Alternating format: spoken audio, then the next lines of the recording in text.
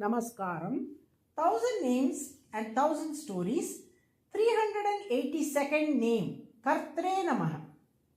Tirupati Srinivasa, the Supreme Lord Vishnu, who had descended in human form, resided amidst the forest near Tirumala.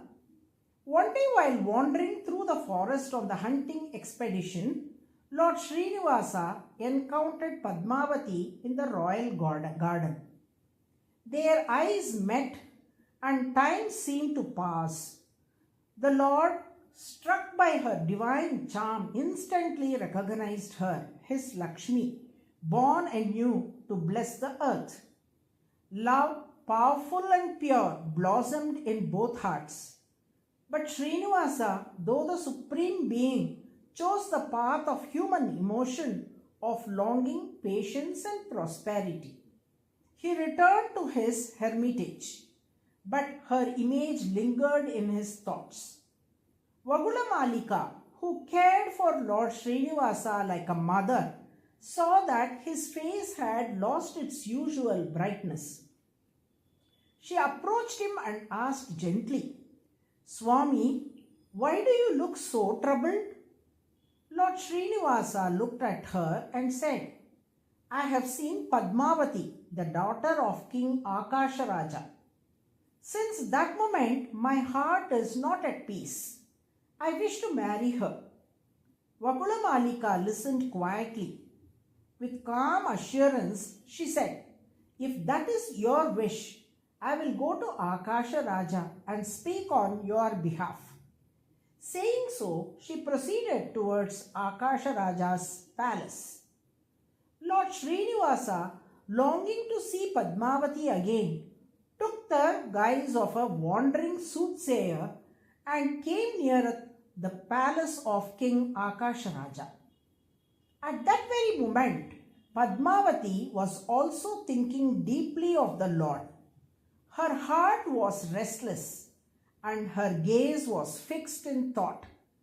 Queen Dharani Devi noticed her daughter's absent-mindedness and grew concerned. Just then she saw the soothsayer at the palace gate. Hoping to learn what troubled her daughter, she sent word and called the soothsayer to read Padmavati's fate. Thus the Lord, still in disguise of a soothsayer, entered the palace, once again before the one whom his heart longed for. The soothsayer entered the palace. Queen Dharani Devi welcomed her and said, "My daughter seems sad and lost in thought. Can you tell me what troubles her?" The soothsayer nodded in agreement. She accepted the food offered by the queen, and after partaking of it, she observed the princess closely and studied her condition. After a while, she spoke calmly. "It is true that your daughter is unwell, but not with any physical illness. She has fallen in love and is afflicted by the pain of longing." The queen asked, "What is the remedy for this?" The soothsayer replied, "There is a young man named Srinivasan in Tirumala. If you marry your daughter to him, her ailment will disappear. But if you do not act upon this, her very life may be at risk." Saying this, the soothsayer took her leave and departed from the palace. Queen Dharani Devi, having heard the soothsayer's words, decided to arrange the marriage of her daughter Padmavati to Srinivasan. Just then, Vagulamalika arrived at the palace, accompanied by some women who worked in the palace. She approached the queen and said, "I have come to ask for your daughter Padmavati's hand in marriage on behalf of a young man named Srinivasan who resides in Tirumala." Queen Dharani Devi was overjoyed. She thought to herself, "What a divine coincidence! The very man I wished my daughter to marry has himself sent a proposal seeking her hand. She immediately conveyed the matter to King Akasharaja and received his consent for the marriage. The wedding of Lord Srinivasa and Devi Padmavati was then celebrated with great joy on an auspicious day as marked by sage Shuka. One important point to note here is this.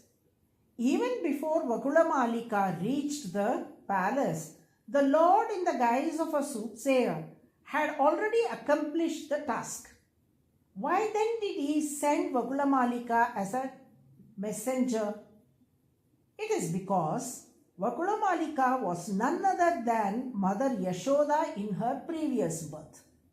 Though she had raised Lord Krishna with great love, she had never witnessed even a single one of his marriages.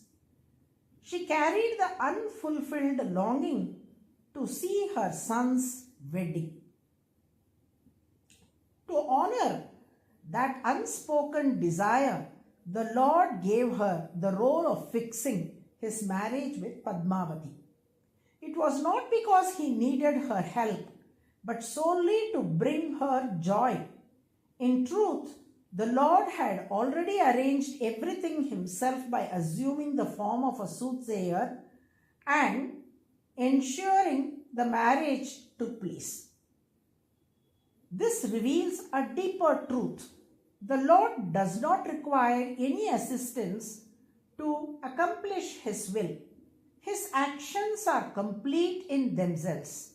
Sending Vakulamalika was an act of compassion, not necessity. That is why he is called KARTRE, the one who accomplishes all things without aid, the 382nd name in the Vishnu Sahasranama. By chanting KARTRE NAMAH, the Lord, who is the ultimate doer, grants his devotees success in all their endeavors. Narayana, Narayana.